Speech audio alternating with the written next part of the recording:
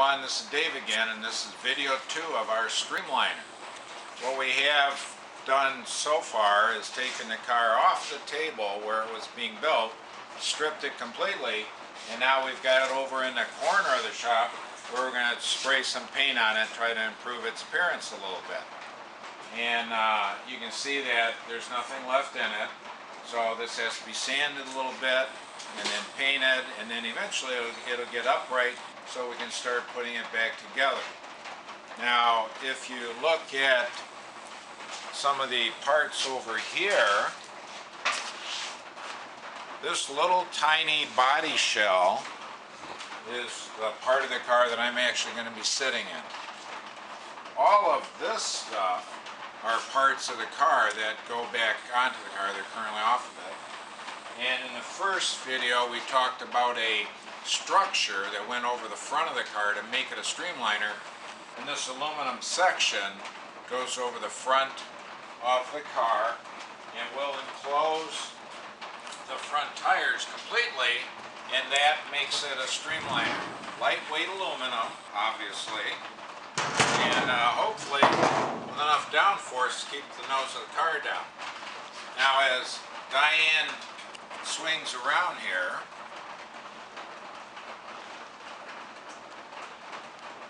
both this table and the parts over there and all of the parts on this table over here all go back onto this car.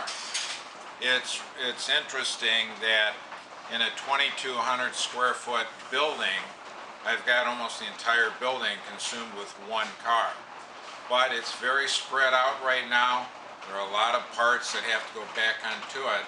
And once we get all these parts back onto it, the next couple of weeks, we will then be firing up the engine and engaging the transmission, making sure that everything is functional.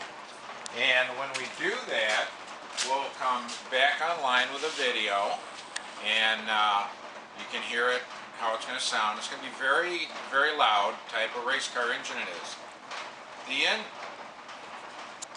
The engine, though I talked about it in the first video as a AA, it's actually 557 cubic inches of a replica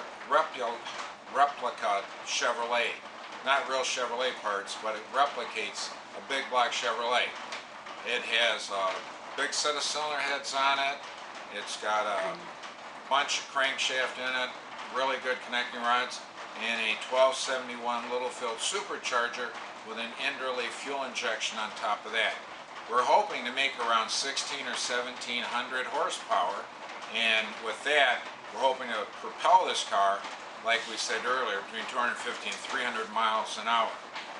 And this is going to be a relatively short video because we got so much tore apart, there's not a lot to show you. But a little update, we're moving forward. We move forward every day as much as we can, and we're hoping to make the first race at the very end of April.